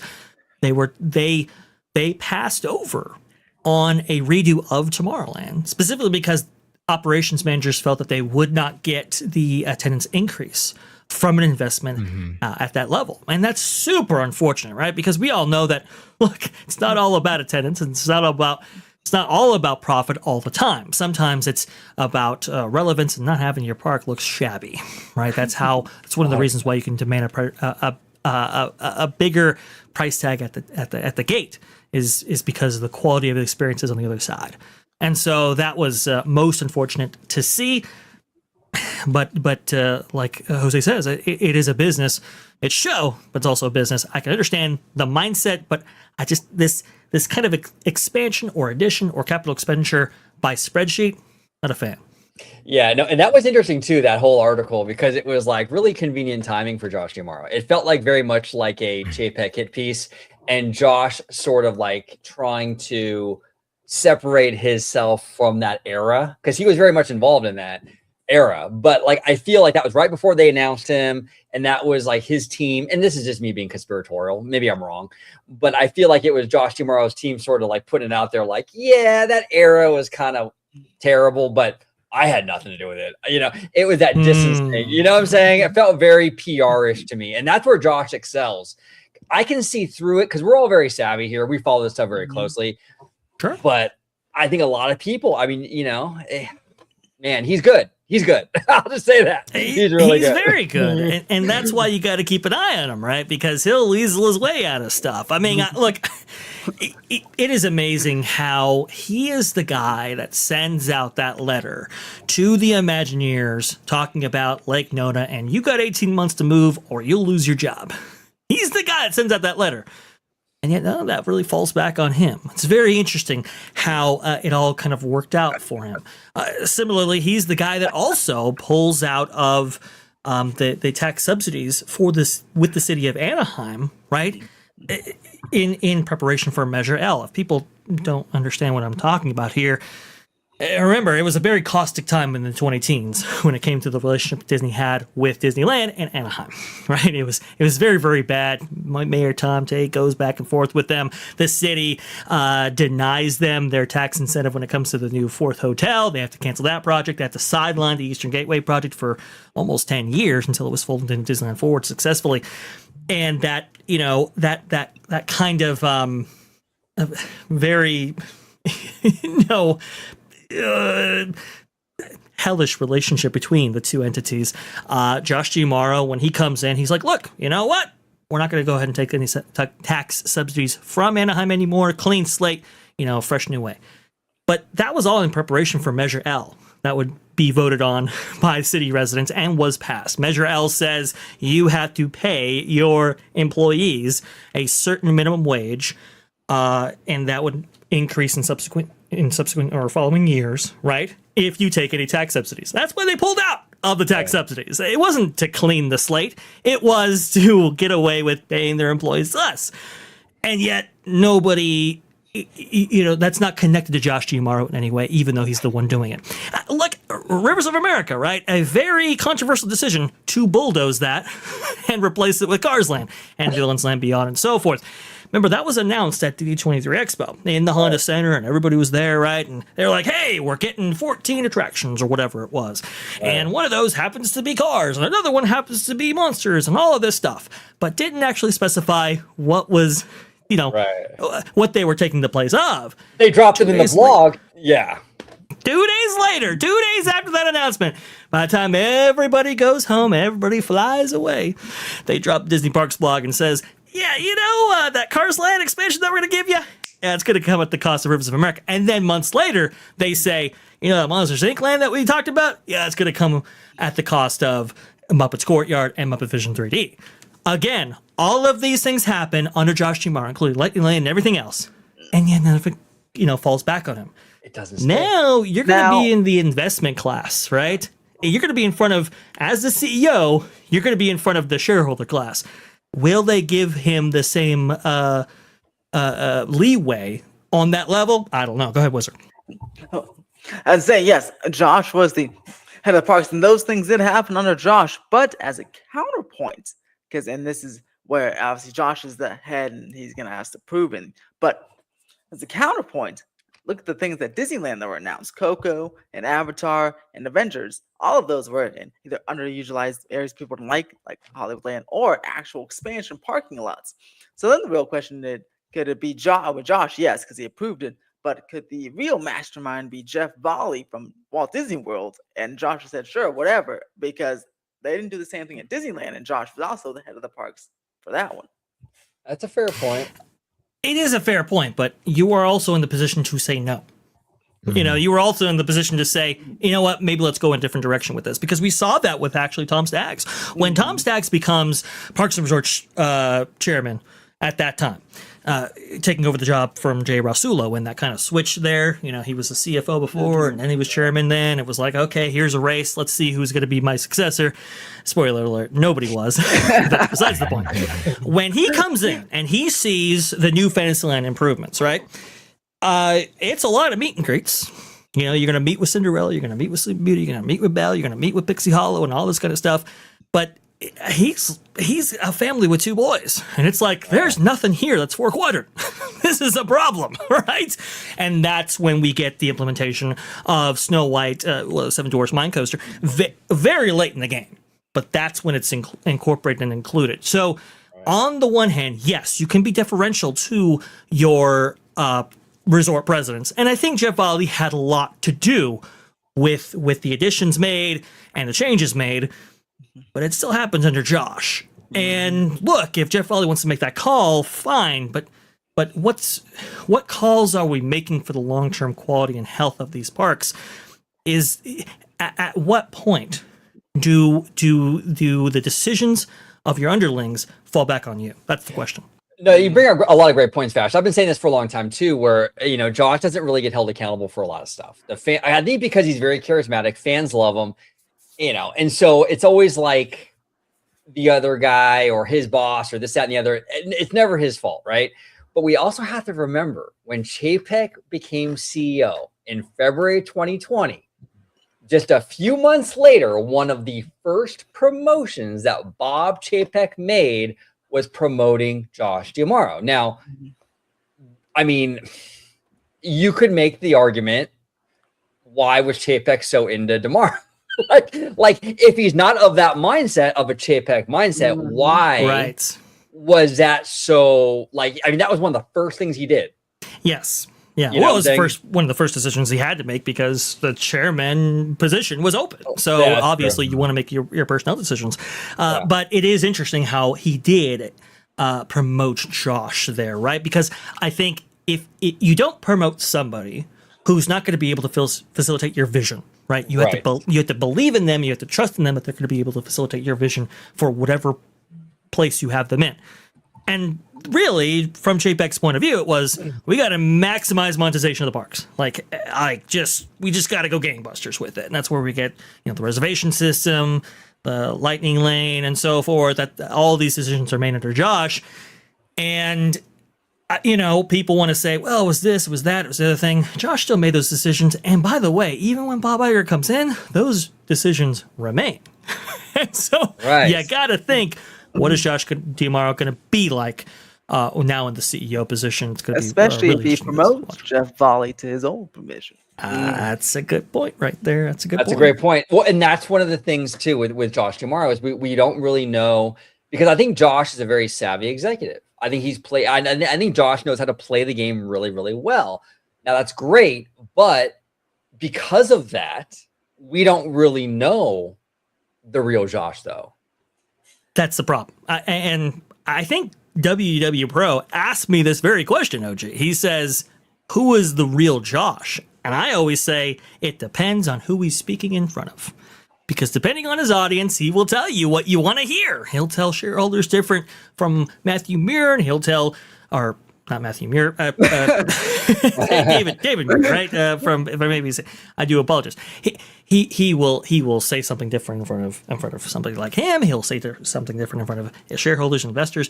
He'll say something different to the board, to James Gorman, and to consumers, and at the D23 stage. It just depends on who he's in front of, and that's why he's very charismatic and he looks good. He does it with a smile, and that's what Bob Chapek didn't benefit from. 100%. And you got to be able to smooth in Hollywood. That is people underestimate, not even in Hollywood, just in business in general. Being able to navigate social waters is extremely important to be successful, really in anything. And Josh has that, Now, before I dive into Kiki and Luca, Wizard, you are going to be waking up very early tomorrow. So if you want to go ahead and let everybody at home know where they can find you on social media, you're going to head out. But let everybody at home know where they can find you on social media. You can find me on Theme Park Wizard on Twitter, Facebook, Instagram, Threads, Blue Sky, and YouTube. And you can subscribe on YouTube immediately. There he is, Wizard. Have a safe flight. Enjoy your trip. Keep us posted. I can't wait to hear all your thoughts on like Epic Universe and all that good stuff, man. Oh, yes. I'll be right back on here on Wednesday next week. Let's go. Let's do it. Wizard, have a great night. Wizard. Thank you, Wizard. All right. So Kiki and Luca here says, member for 19 months. Kiki and Luca, thank you so much. Says Josh is going to have a lot of pressure to raise earnings. How do you think he's going to try to increase revenue? I mean, maybe it's that AI. By cutting costs. That's going to be the first strategy, is by cutting costs. That's their most immediate thing. It's the low hanging fruit. They're going to do it. Entertainment, Disney Plus, the entertainment side of the house, obviously, as Vash Sky astutely pointed out, $25 billion in capex for a year is absolutely insane. That is not Crazy. it is not sustainable, and that is why the experiences division has had to grow almost by necessity to fill in for entertainment. And had they not, I mean, the Disney's position wouldn't be as strong as it is today. I'm not talking about the shares. I'm talking about cash flow. I'm talking about actual money, right? We're not talking about shares, market value, those kinds of things. So Josh has had to do this out of necessity. So he is in a good position to grow the company, but it's going to be growth from cost savings first and foremost. What it's going to look like after that, I don't know. I mean, here's what I will say when it comes to the alignment of Iger, Jeff Ollie, everybody in the C-suite, for example, or for that matter, rather, is that they are completely aligned in replacing vintage nostalgic rides with intellectual property, because it's a very easy way of taking the rattle out of the baby's hand. You swap it with a piece of candy. There's a momentary lapse of crying for a second, but people generally forget after a very short time. And then by the time the land has been introduced and it's built and people are experiencing it, the majority of the people that are complaining are long gone. They're at the parks. They've probably already, you've already probably changed half their minds, and they've come around and say, you know what, actually, it's not that bad. And this happens repeatedly. And they know this, right? They know this. This is why they continue to do it. Right. So as long as Disney maintains Iger's fundamental strategy, which is to make Disney a flywheel of intellectual properties. And I of course, this was something that Walt Disney founded as well when he created the parks. They were to promote his TV shows back in the 1950s and 60s. He even said as much. This is a promotional tool for things like Davy Crockett and all those other IPs that Disney was creating at the time. But now going back to the 4-quadrant aspect of intellectual property integration into the parks, that has yet to be seen what kind of a lifespan that has, in my opinion, because eventually that has to come to a head. And correct me if I'm wrong with this, but I think that if new IP generation is weak, and if people have sequelitis, which I believe the Disney company has already admitted, at least in an internal level, that they can't continue this road of creating sequels because eventually people are going to get burnout. And I see we're seeing glimpses of this. We definitely saw glimpses of this heavy-handedly with the Avengers properties, with Star Wars, right? Their biggest intellectual IPs have seen downturns, and it's only things like Zootopia and Toy Story. I mean, really, the Walt Disney animations and I wanted to say Pixar, but Toy Story, right? They're the ones that are propping up the majority of the revenue for entertainment, and thus the IPs. And Frozen's another one, of course. But it's going to hit ahead eventually. And so if you don't have the original IP, because now you've trained your audience to only go see movies and spend money on characters that they're familiar with and have nostalgic connections to, and what is the outcome of that? And so that is something that is a needle they're going to have to thread. And unfortunately, I don't think anybody has the answer, because that is a big problem that Iger has created for the company. And what does the solution look like?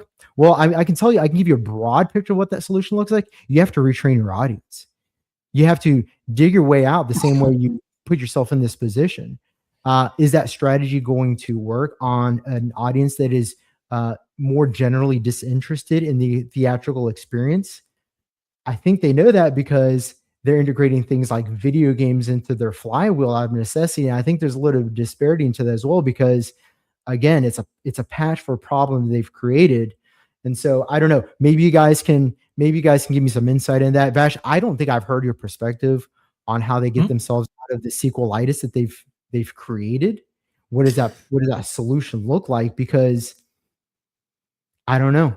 Low IP generation, sequelitis. How do you create a new generation of fans for new IPs without carrying the same characters into the next decade and the next decade after that and the next decade after that? Because eventually it's going to precipitate into a lack of interest just due to redundancy and lack of creativity.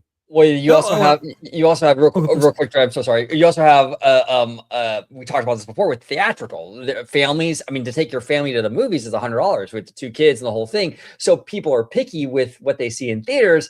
So when they see a new thing like Hoppers, are they really gonna roll the dice on that one when they can go see Inside Out 3? They know that's a good movie. You know, it's a sequel to something they already love. That's a huge problem for Disney as well. Go ahead, Dre. I do apologize. Yeah, and I think Remy points out, a good thing there as well, in which sequelitis isn't just affecting Disney; it's obviously affecting various industries and so forth. But for Disney, it's very profound, right? Because original content generation for that flywheel, in order to facilitate that flywheel, is of paramount importance, as Jose astutely brings out. And there's no question there. The issue, though, and I think Iger knew this, right? Especially when seeing the results from Strange World and Wish and so forth, it was, I don't think the studio is necessarily capable of producing original films anymore. This is why he doubled down on the sequels the way he did as soon as he comes back in. I mean, immediately it's like, we're going to do Toy Story 5, we're going to do Moana 2, we're going to do Zootopia 2, we're going to do all these different things, right? And it has been profitable, at least in the short term. But it's an attempt to make up for the systemic issues at Disney Animation and even Pixar, and Marvel, and Star Wars, and all these different franchises, all these different studios and so forth, is that it's just they don't have the talent. They just don't have the talent to create really engaging original films anymore. That's just kind of how it is. This is why Bob Iger made these decisions. Unfortunately, the directives as laid out there by Jennifer Lee, by Kathleen Kennedy, by Pete Docter, unfortunately, and even Kevin Feige, have not been that fantastic. They just have not been that great. Jennifer Lee, really has diminished Disney's ability to create really solid original works. Just to an astounding degree. Film Threat has a great series there by Alan Ng talking about the D-files going into all of this, right? And how, unfortunately, they have pushed out a lot of the seasoned and veteran artists there and have replaced their ranks with people who might not be up to the task in creating great original works. And that's a problem, and that's an issue. So, yeah, I mean, it would be great if they could create some original works. It'd be great to get out of sequelitis, but for the foreseeable future, the creative engine has stalled. What does that mean for the parks? It means the parks have less to draw on. What are we seeing from the parks right now? We're seeing Monsters, Inc. When did Monsters, Inc. come out, OG? I don't even remember. Was it early 2000s or something like that? 2001. It's been 20 2001. years. So we're putting in a 25-year-old property into Disney's Hollywood Studios today. It's like, that's a risky thing.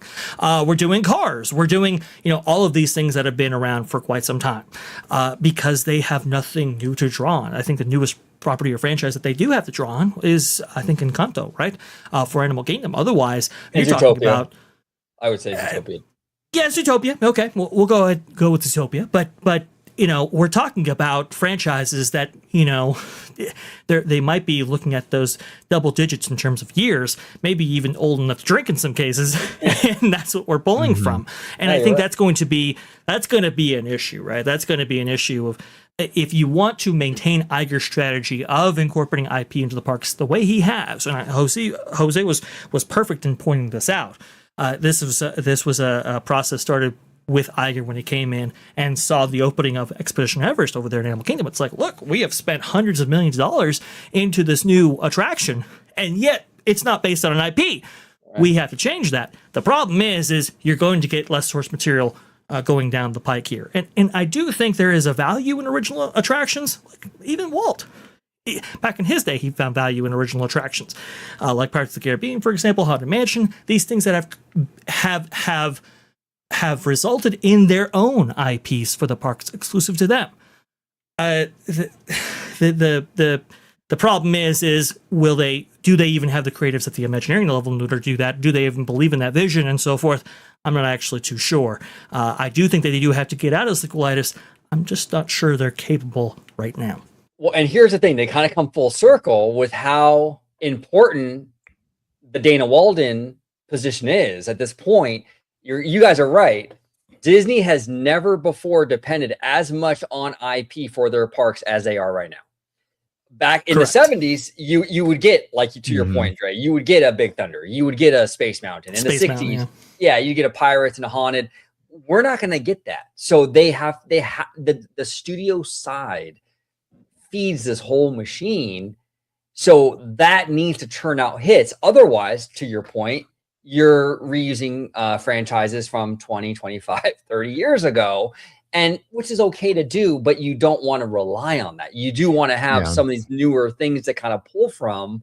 You know what I'm saying? So, well, and things are going to be relevant to the future, right? Because when you're talking about theme park investments, you're not talking about a movie that just comes out for a season and then, it's put on Disney Plus and nobody talks about it again. You're talking about investments that have to stand the test of time, 10 years, 20 years, 30 years. So it's very important that you have, I think, culturally relevant films that people want to book vacations for, and things that are going to stand the test of time for then out. 100%. Yeah. Multi-generational relevant films. I mean, look at Avatar. I think Avatar in Animal Kingdom is probably the best example of that. And of course, this, the sequel is Star Wars Land. I mean, it suffered for, I want to say it suffered. The guests suffered. No, I'm being hyperbolic, but the sequels have no lasting power in the parks. They're already integrating the original characters. A large swath of Galaxy's Edge in Disneyland is going to be Darth Vader, Luke, Han, Leia, and then of course they're going to savor the Rise of the Resistance side for the sequels. But that's the point: is that the Star Wars sequel trilogy, a 7, 8, and 9 of the Star Wars franchise, shouldn't only have a shelf life of, what are we at, 7 years? I mean, that is from that the is last film, yes. Yeah, that is an astoundingly poor performance, and I have a feeling we're going to see the same thing with Pandora. And so it's almost like the IP generation of entertainment is now, what was once a strength of the company can now potentially be a detriment if they don't figure out what they're going to do once they get past the cost-cutting measures, which they're going to implement for the first, obviously foreseeable 18 months under the new leadership. But then they have to grow their way back out of that, and the only way you're going to grow your way back out of that is through rebuilding that creative engine. And hey, maybe it's Bruce Vaughn, maybe it's the Imagineers that redo that, because the theatrical side is so sanitized. That's the problem with Disney. It's so big now, it has to be sanitized because it's so big. It's a logical paradox, and that is the issue that we're at right now.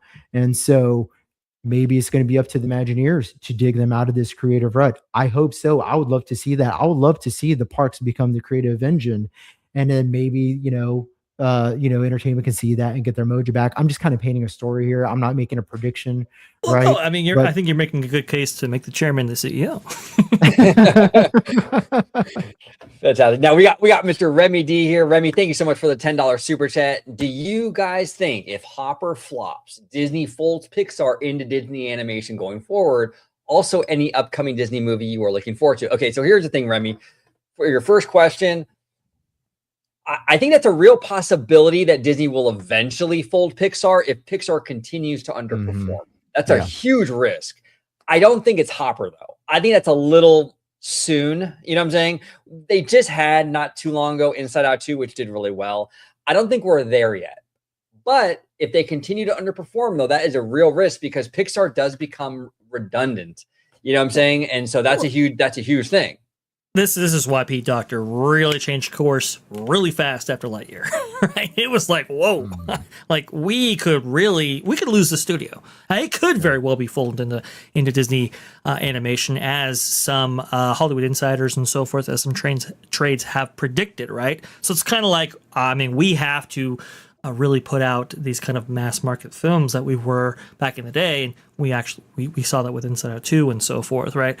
So I don't think Hoppers alone will do it, but I think that is a really for real possibility, and it's why I think Pete has changed tact, and to the disgruntlement of some within Pixar for sure. But it's kind of one of these things where it's like you have to. There's no real choice there to be made. Yeah, no, well said. What do you think, Jose? You think do you think it's Hopper that does it if it flops, or do you kind of agree with Vash and I, like not maybe Hopper, but maybe eventually if they continue to underperform, that Pixar will be folded into Disney? Yeah, I don't have I don't have too much insight. However, I can say things that I know for a fact that every time a movie flops, they lay off to the tune of hundreds of Pixar employees. So that's definitely not good. So any sort of downsizing after theatrical release is indication of abject failure. I don't know if Hopper is going to be the movie that does Pixar in. However, 2 or 3 more repeats of that, and it's pretty much kaputs for Pixar. They're just going to be absorbed by Walt Disney Animation. And along that line of thinking, I can go ahead and just present the question now: will Lucasfilm get absorbed by Fox Studios if Mandalorian and Grogu is a fiscal disaster, financial disaster? Because it's not quite like Lucasfilm has been profitable anytime recently. No, they 20th century. They haven't. But I will say this: what's working towards Mando and Grogu's favor. I saw today on social media that it's the lowest budget Star Wars film they've ever done. I think it's only like 150 million or something like that. I think they got a really big tax subsidy from LA, right? From California, which helps in reducing that cost. Big link there. But look, I mean, for 2025, I think I counted like 7 flops, including most recently Snow White, the 2025 version. That is, we just got our first indicator of the real numbers as brought forward by Caroline Reed of Forbes. Actually, she went to the UK filings and actually was able to get that number, and it's well in excess of $300 million if you actually fold in the marketing and advertising costs as well. And it's just astounding how much money they are spending on these films. I mean, when you're talking about a $170 billion loss just on the production side, it's just that all these things are not sustainable. And so we do have to reduce the how much these things cost. Maybe we do have to reanalyze. I think, Jose, before you brought it up, these kind of mid-tier films or mid-level films, right? That was completely done away with the Bob Iger era. He was like, hey, look, listen, let's go ahead and stick it all on tent poles. Maybe we do have to rethink that strategy if, in fact, we can't get the returns that we need to generate in order to pay back for these big tentpole films. Well said. Now, the second part of Vermi's question is any upcoming Disney movie you were looking forward to. Now, here's the thing: I'm actually looking forward to Mando and Grogu just because I want to see another Star Wars movie. It's been far too long. I'm going to give it a shot. I didn't love the Super Bowl thing, right? I mean, but that had nothing to really do with the movie, which was the problem. But I am excited for that movie just because finally Star Wars back in the theater. So that's probably the one that I'm looking forward to. I'm very curious also Doomsday. That's going to be a biggie. I'm kind of going to see if Marvel can kind of, get back on the radar a little bit here. But Jose, what movie are you looking forward to? And then I'll go to Vash. Yeah, I think I'm looking forward to Doomsday the most. Mandalorian, Not so much. Season 3 left such a sour taste in my mouth. I'm really not too excited for that. They botched everything. They brought in Boba Fett and made him the main character. I'm sorry, reverse that. They brought in Lizzo and Jack Black and made them the main character. Yeah, that's right. Yeah, that wasn't too good right there. That's for sure. Not great. And I do have to agree with Jose. I mean, look, Mandalorian and Grogu would be cool if season 3 wasn't what it didn't was. Exist. Right? Yeah, It just diminished enthusiasm there. If they announced, I'm sorry to interrupt, but if they announced this movie after season 2, I'd be so hyped because season 2 left on such a high note, probably the highest note for any Star Wars fan since The Empire Strikes Back came out. Come on, right? But I digress. Yeah, and they didn't. They released season 3 instead, and it's weird how Lucasfilm and Disney are treating this film. They're not really treating it like a big event picture. It's like they're kind of, I don't know. They've already soured on the film before it's even put out. It's very strange. Doomsday for sure. Doomsday is the one I'm looking forward to the most, and not because I'm interested necessarily in the story, but I am interested to see whether or not they can recapture that fire again of I think the end of phase 2. I don't even know what phase we're on, to be honest. Whatever the end of Infinity War was, can we collect that once again? They're going to have to, because the amount of stars in this thing are just mind-boggling. Like this is gonna have to make a lot of money to pay off this talent right here. We'll see. Yeah. Well, Vesh, I want to pick your brain on this, and you as well, Jose. The MCU. I mean, incredibly successful up to Endgame, right? The landscape has changed, not just at Disney, but theatrically, right? I mean, it has ever since the pandemic. Do you think that Marvel should maybe, and I made the case that maybe they should, but I'm curious what you think. But like, do you think that maybe Marvel should pull away from that cinematic universe thing and do more standalone movies, maybe standalone trilogies, and kind of pull back on this whole connected universe thing? Do people right now, do they have an appetite to do the whole cinematic, we're going to watch every new Marvel thing in theaters, or should they focus more on standalone stuff? What's your thoughts on that? Go ahead, Jose. I'll answer after you. Sure. Yeah. No, I think they should kill the cinematic universe with Doomsday or whatever comes after that. I think it's Secret Wars 1 and 2. Wars, yeah. Yeah, they just decided they're going to make it into 2 films.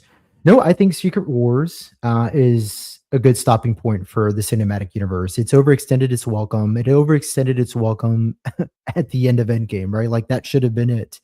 But they decided to go on and on and on. No, I would like to see them put Marvel in cryogenesis for a couple of years, kind of let people reset their expectations, maybe let some creative minds behind the scenes come up with some new ideas.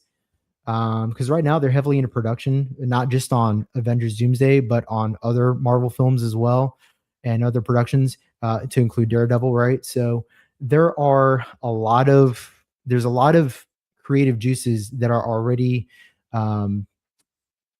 taken and dedicated to current films.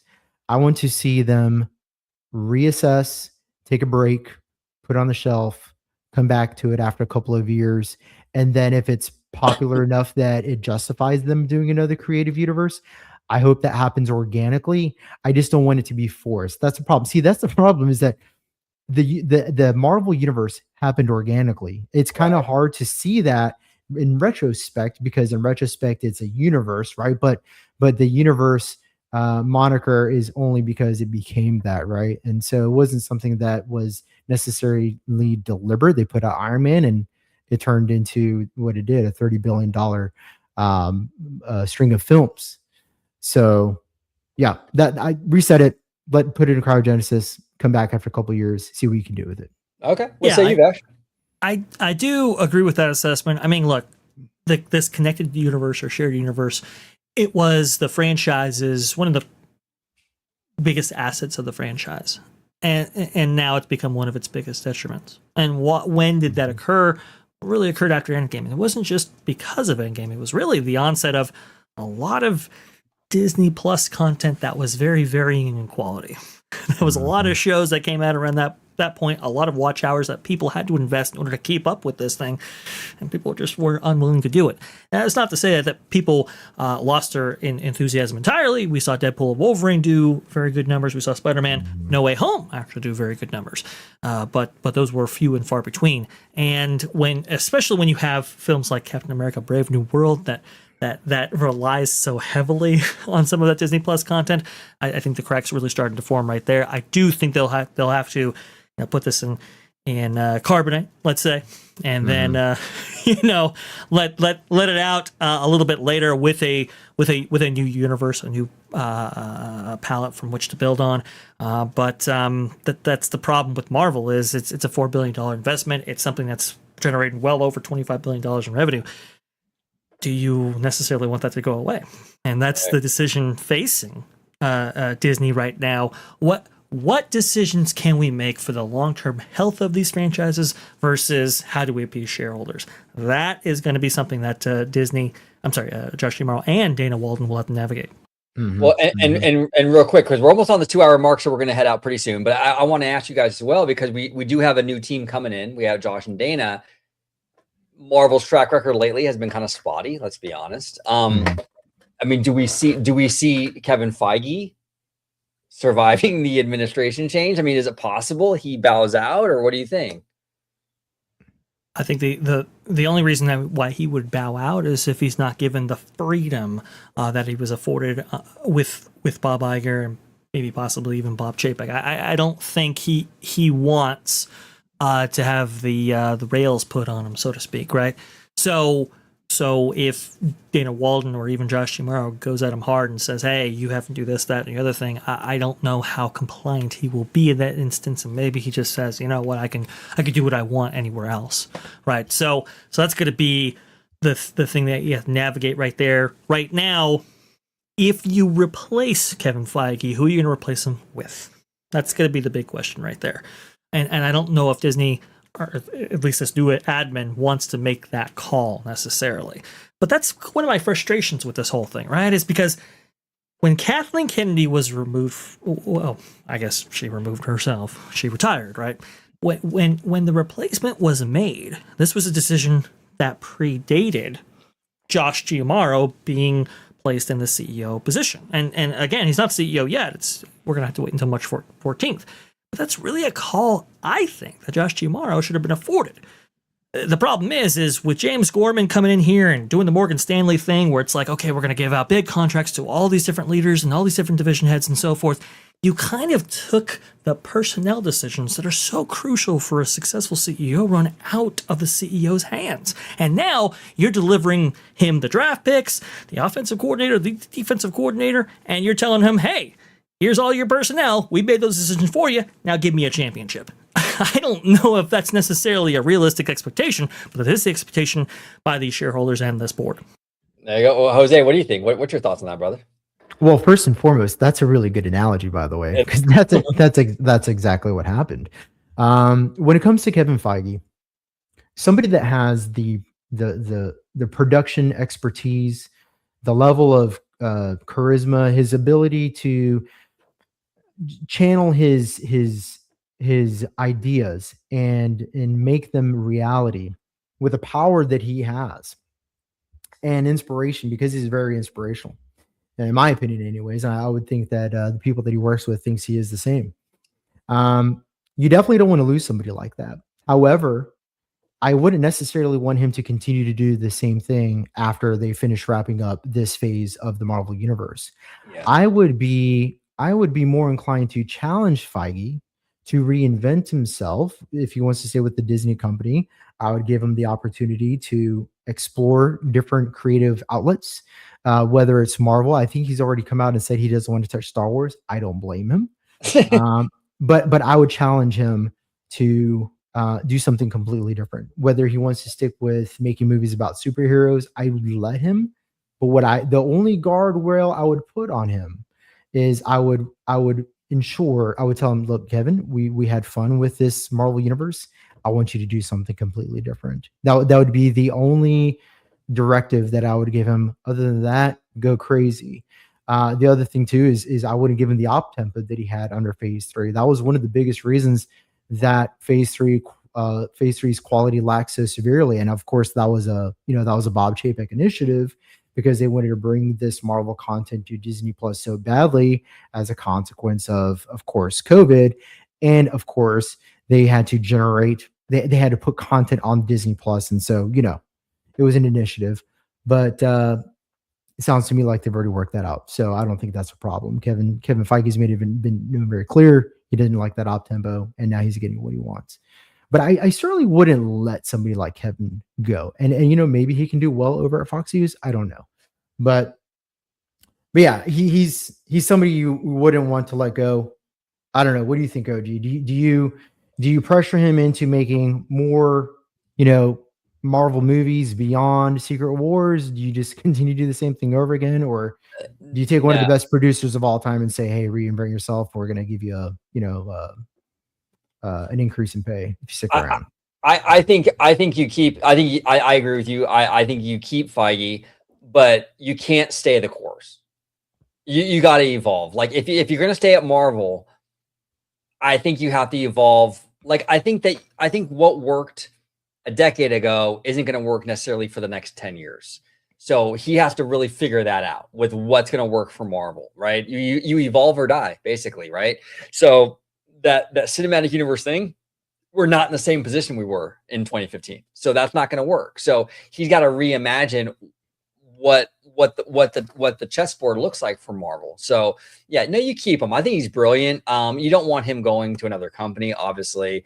He doesn't want to run Star Wars, and honestly, who would blame him?